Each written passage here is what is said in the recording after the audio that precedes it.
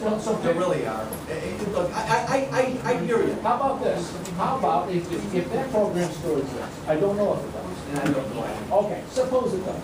Take 10 programs that are equally stupid and call it low-hanging fruit group number 1 and say, I want to kill all these. I don't want to reduce them. I don't want to cut them down in 10 years. I want these really stupid programs to get killed. I'm cutting you off because I love you, but I'm going to cut you off. You're right.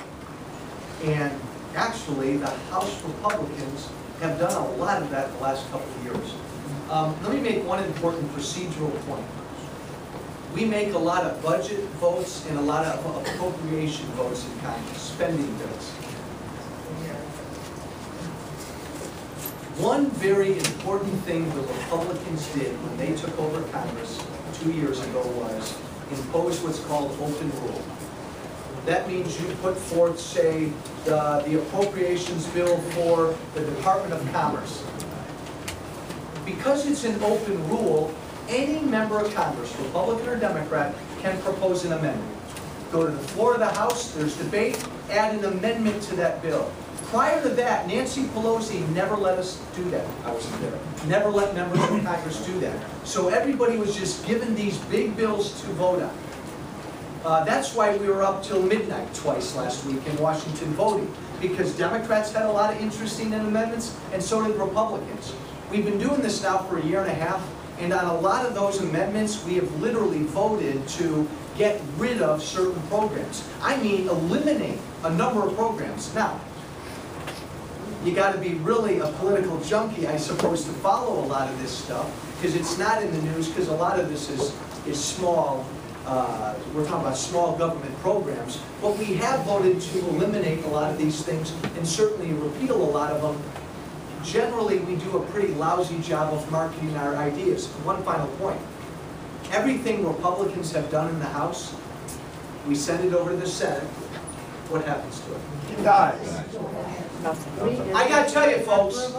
I got to tell you, and if this were if Mitch McConnell were running the Senate and they acted like they're acting now with Harry Reid, I'd say the same thing to Mitch McConnell. I don't know what you do. I don't know why you get paid. I don't know why senators get paid. I don't know what they do, and I'm trying really hard not to be funny. They haven't passed a budget in 3.5 years. The hardest working senator is Mark Kirk. He's been there in 3 months. It's nice to talk about they haven't passed the budget, they haven't done this, we're spending. That's important stuff. Oh, I understand, but it's so general that people have a hard time grasping it. If you can point to a number of programs that are right up in there in a thunderingly stupid category, and let people know this is what we're trying to kill, and the Democrats won't let us, that might get you more traction. You said it just a second ago, you are not marketing very well. Yes. Because people aren't going to get mad about a deficit that isn't going to have an adverse effect for another 15 years. But they can get mad if next year somebody is taking their kids on a cruise down in Florida. You are right. Point well taken. We have to do a better job of marketing what Republicans are doing. You're right 100%. But don't you dare say, I know you don't mean this, that nobody's concerned about a deficit or a debt that won't impact people 20 or 30 years down the road. You know what? Not nobody. Not nobody. The people that are voting for all those people in Congress that don't seem to be doing it. You are, but you're not the only one. This debt and deficit is impacting life in America now. And all you got to do, in fact, we're going to have a tour with the congressman sometime in the next month or two. Everybody can just walk around this district with me. We'll knock on 20 small business doors. Doop, doop. We'll knock on their doors and ask them what they're concerned about, why they're not growing, and why they're not hiring. And within their answer, every single one will say that government debt. Because businessmen and women are not stupid. They know that that debt needs to be paid. And they know that if this president wins again, and if the Democrats take over the House again, taxes on people, they won't call it small business people, but taxes on people who make, say, $250,000 and above are going to go up. And what we know is most, in fact, 80% of small businessmen and women are taxed as individuals. Their taxes are going to go up. So they're sitting on their hands right now because they're scared to death. You can't steal. You can't steal, Kenneth, 100% of what every millionaire in this country makes. You can't take 100% of what they make and do anything about the deficit. Now, that's not a moral American thing to do, but even if you did it, you wouldn't put a dent in the deficit. Business guys know that. They know this whole talk about millionaires and billionaires is hooey.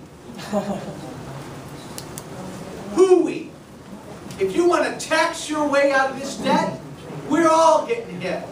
And even then you wouldn't dent the deficit. You, sir, in the back. You mentioned that Medicare, as proposed right now, will bankrupt the country. Well, why is Obama doing that? How come I feel such a loaded question? Let me quibble with your premise up for just a second.